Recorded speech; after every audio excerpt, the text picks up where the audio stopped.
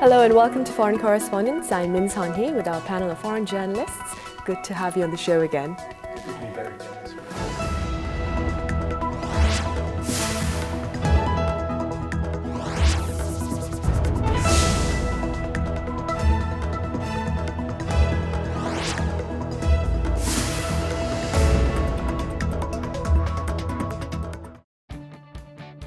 On November 17th, Korea's college entrance exam, also known as suneung, or the College Scholastic Ability Test, took place.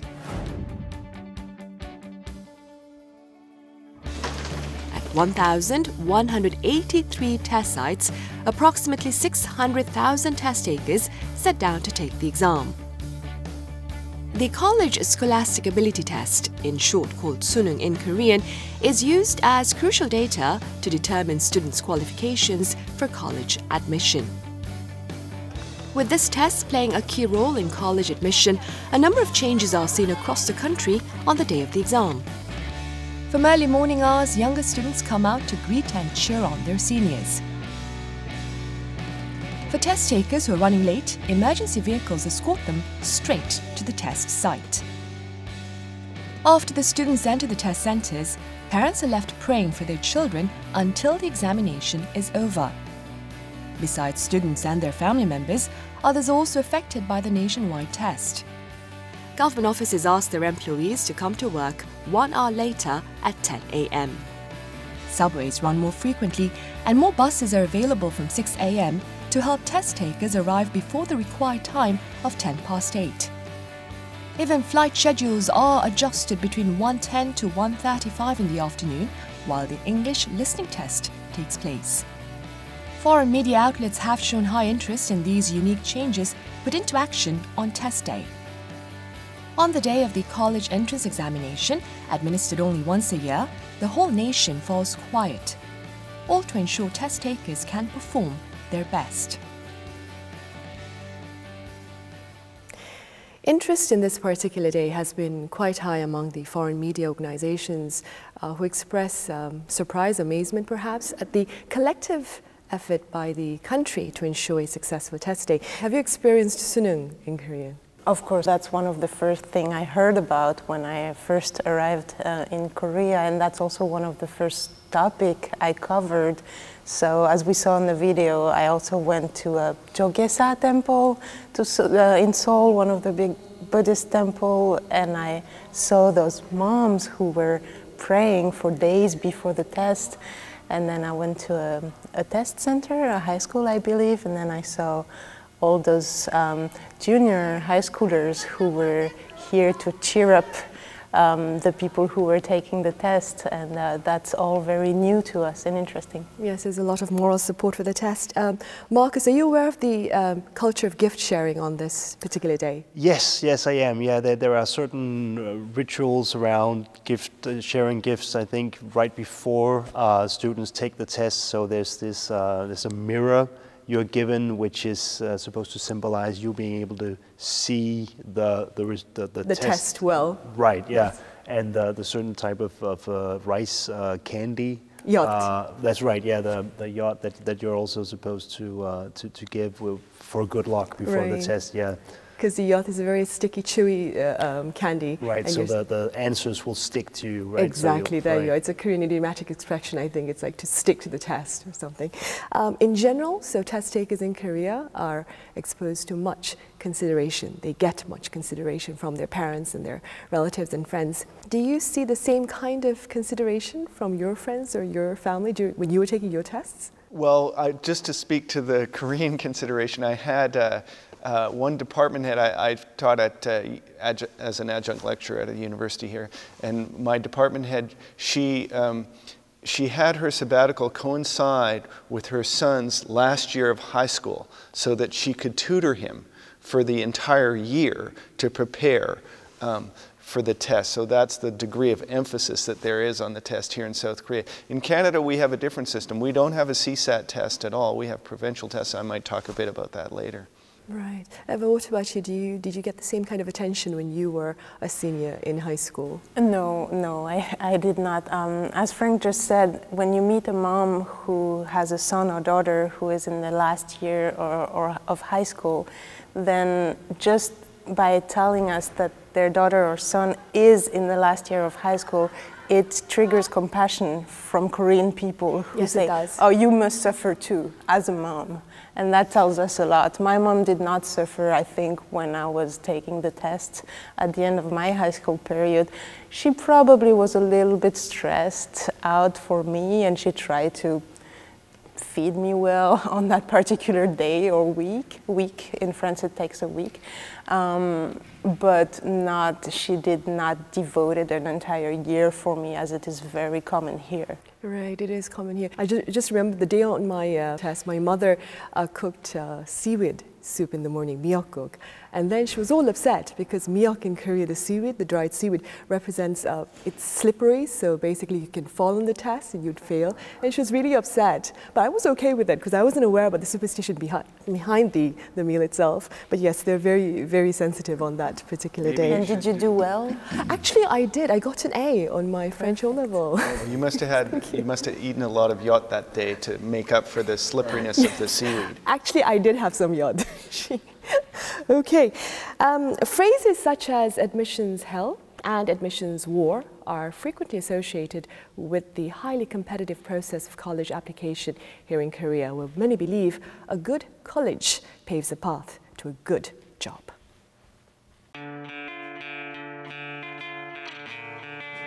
Most Korean high school seniors suffer a great deal of stress caused by their college admission test.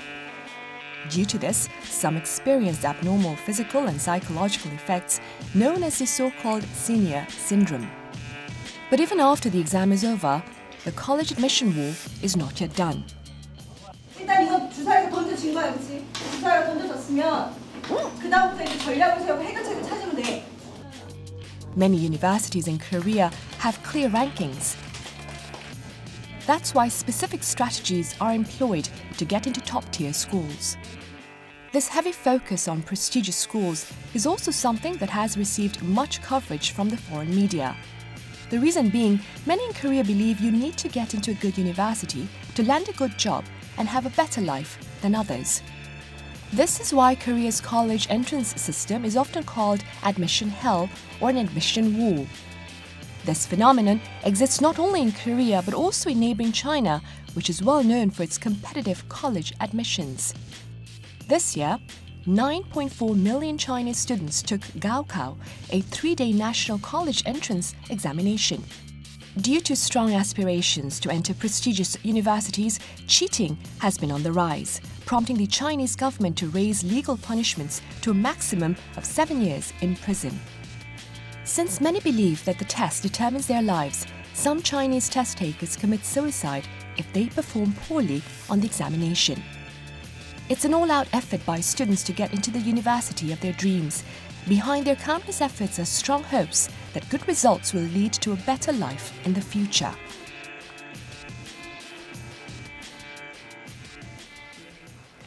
Now, in preparation for the test, Korean scholars face much stress as they're required to study for long hours, even after school at private academic institutions or with private tutors. What are your thoughts on this, Marcus? I was covering the suneung last year. I tried to get in touch with high school students that would take the test, and I wanted to interview them before they would take the test about how they were preparing, how much time they were spending in Hagwons, what they were eating, so on. But it was almost impossible to find any sources for this story. And I was actually surprised by that, because when I spoke to the Korean friends I had, and I asked, well, do you know anybody who's going to take this test? And they said, yes, my cousin is going to take the test, or my younger brother is going to take the test. And I said, well, can I talk to them? Can I do a brief interview, just meet with them for 30 minutes? They said, no, of course not. Of course you can't. The test is only a month away, you know, you can.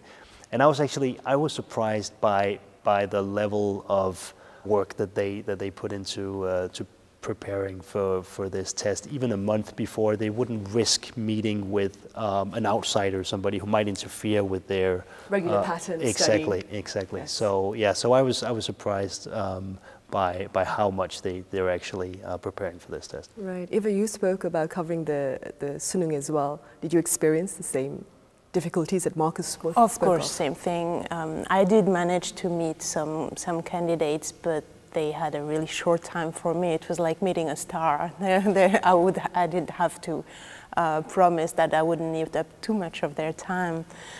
They do spend a lot of hours studying. I think there is a saying in Korea that if you sleep more than 4 or 5 hours per night, you can't be successful in your life. And I think what we should mention is that it's not only the high schoolers, it's not only on that last year of their high school. It used to start in high school, then in middle school, and it's starting, the pressure and the work, the amount of work starts earlier and earlier, and now we hear about very competitive kindergarten, very competitive daycare, where you have to take, the kids, 2-year-old kids have to take an entrance test in order to enter the daycare. I think that goes very far, too far. Right. Frank, the objective here is to get into a good university. Do you believe that getting into a good university will ensure a good job in the future? Well, you know, I think that going to a good school certainly will help a person find good employment. But I think it's kind of overemphasized. You mentioned how there's a shift going on internationally. That may be the case, but I think especially in South Korea, because a few universities are given such prestige over the others, I think that's more of a serious problem. It's almost like a lottery, the number of students that are going to get into those top schools. And the test also can be viewed as a way to look at other challenges that face South Korean society, such that those universities are given extra prestige in terms of employers and who they will look to hire, choosing students from only particular schools. Right. The presence of prestigious universities is visible elsewhere around the world. We have, of course, the Ivy schools in the US, we have Oxbridge in England. Do you believe ever that graduates from such schools are more acknowledged in society? There are several differences between Korea's case and other countries. First of all, in the States, for example, you do have some prestigious schools, some very prestigious schools, the Ivy League. But then you also have hundreds of very good universities, one per state, let's say, and they are perfectly acceptable universities to be at. Whereas in Korea, if you don't make it to either one of the 3 Sky University, or maybe the 10 that comes right after, if you're after that, then you already consider, and everyone around you, your family, and maybe your future employer consider that that's a failure and you shouldn't even be there. And I think that's the problem. And do you agree with this, Marcus? Is that how Korea regards? Well, there's a tradition, I think, of trying to suffer in the short-term unhappiness through your education, and then if you do that, you'll have you'll be happy in the long term. So you'll be sure to get a good job after university. I think that's a very dangerous notion. Some people might be able to do it, but I don't think it's something that all students in the generation should aspire to do. Right. In this next report, we walk you through the steps to college in countries around the world. The College Scholastic Ability Test in Korea takes place only once a year. But some other countries allow their students to take exams multiple times. As standardized tests, the SAT and ACT are used for college admissions in the United States. The SAT is available 7 times, while the ACT is offered 6 times a year. When it comes to the ACT, only the highest score from the record needs to be submitted for admission. Meanwhile, some countries offer college entrance examinations in an essay format instead of multiple choice. Most exams on the French baccalauréat, which boasts a history of 200 years, are given in essay form. Because the test taker is required to describe his or her own thoughts, there are no clear-cut answers. Instead, the exam evaluates one's ability to write persuasively. To get into university in Germany, students must pass an exam called Abitur. Composed only of written and oral tests, the test not only evaluates people's academic strength, but also their reasoning and language skills. Various university admission systems exist all around the world. Due to different historical and cultural backgrounds, each system takes on a different form.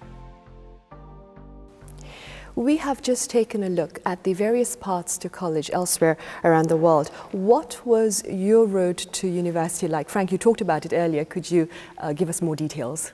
When I finished university, or finished high school, I didn't even go to college right away, and my mother basically panicked at that point. And then I ended up going to a junior college, and then from there into university. We don't have a college entrance exam. We have provincial exams, and they count towards your high school grades. But it's not a college entrance exam. You have to apply individually to colleges. Sometimes they have a test. Yeah, we do not have a college entrance examination either, but we do have a test at the end of high school to finish high school. And of course you do need to pass that test in order to be able to study mostly everywhere.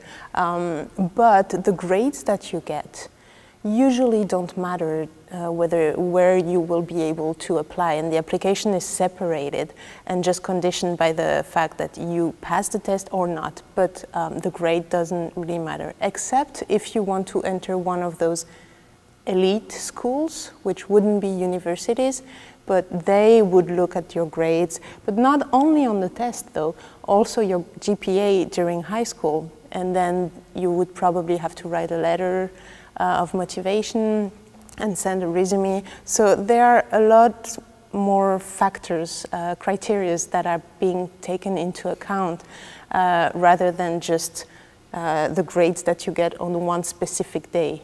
I see. What is it like in Denmark? Well, in Denmark, it's similar to Canada, I think. In Denmark, the last year of high school is what counts. So the grades you get in the last year of high school, they'll do an average of those grades, and you'll also do some exams at the end of the year and add that. So each would count 50%, but you can also add more points by taking courses after high school, or even work experience would add points to your grade. And even now there's an extra incentive to go straight from high school to university in Denmark, because the government found out that not enough students would go straight to university from high school. Too many would spend a few years working or traveling. That is quite interesting.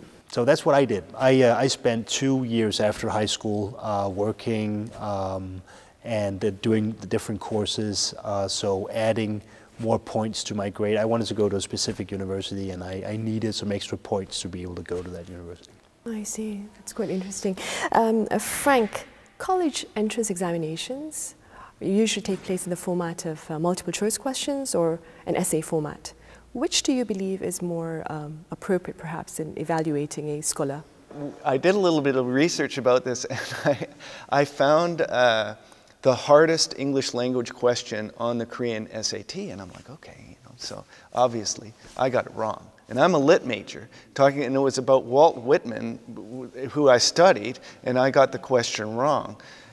So I don't know that multiple choice really works. I know that there's a lot of studying done where by looking at the questions and analyzing the questions in a different way, you can figure out the answer, and a lot of energy is put into that.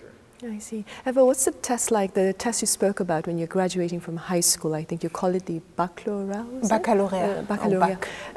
Is it multiple choice or an essay? No, I don't believe there is any multiple choice questions. There are essays for each topic. So we have more topics, I believe, than in Korea. It goes from French, math, history, but also physics, biology, philosophy, history. So I believe there is about 10 topics. I don't think any of them relies on multiple choice questions. It's essays mostly, and solving problems in terms of math, of course. Yeah. Right. There are quite a few teenagers in Korea who believe that going to university is a prerequisite in society and that a college degree is essential. Do you believe there should be a change in this perception among the teenagers, Marcus? I think that would be a good thing if there were to be a change in how important a college degree and a degree from the right university is. I think it's difficult to ask that change should come from the students. I think that's too much to ask for them. I think this is such a big part of Korean culture as it is in other countries as well, and I think change might come from the parents. I think you see that parents have a big role to play in this educational arms race, as it's sometimes being described as. I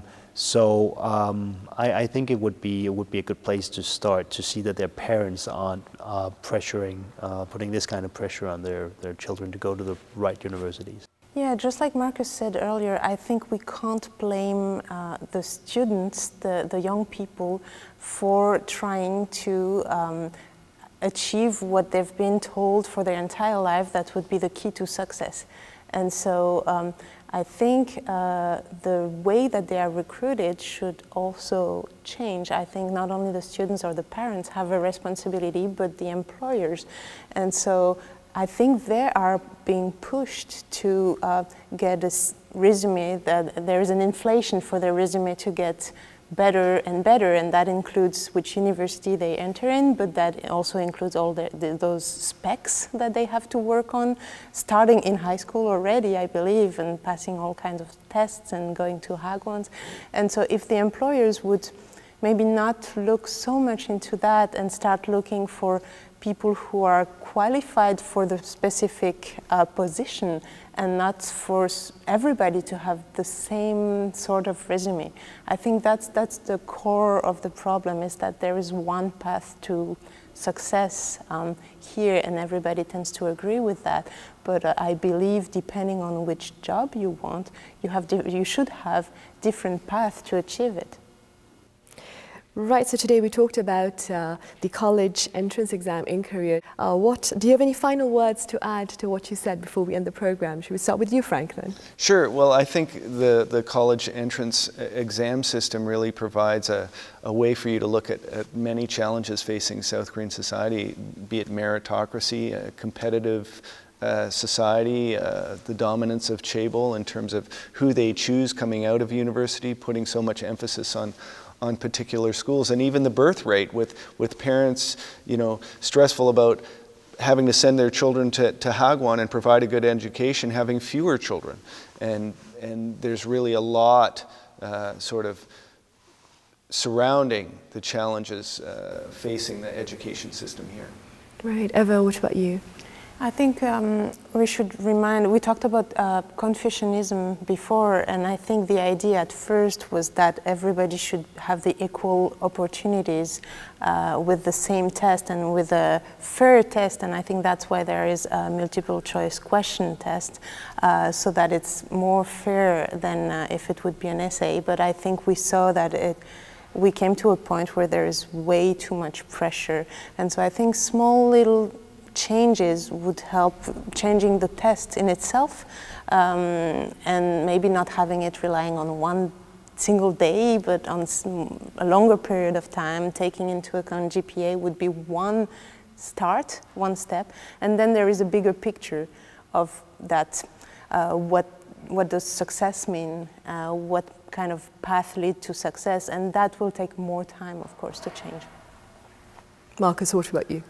Well, I think the suneung also highlights some great things about Korean society. It shows how hard young people here are willing to work at a specific task, and it shows how the communities can come together and support kids when they're going through a tough time, like they are when they're studying for the suneung.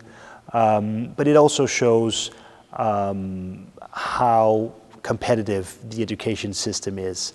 and the consequences that could have for the kids who are going through it. So I don't think that this type of test is going to be sustainable in the long run in Korea. Well, we're going to end the program at that. And before we go, let's not forget that the road to college is simply one road to a higher goal and not the ultimate goal itself. For there are many other more important goals in life, if I may say so. And to the rest of our viewers, see you soon.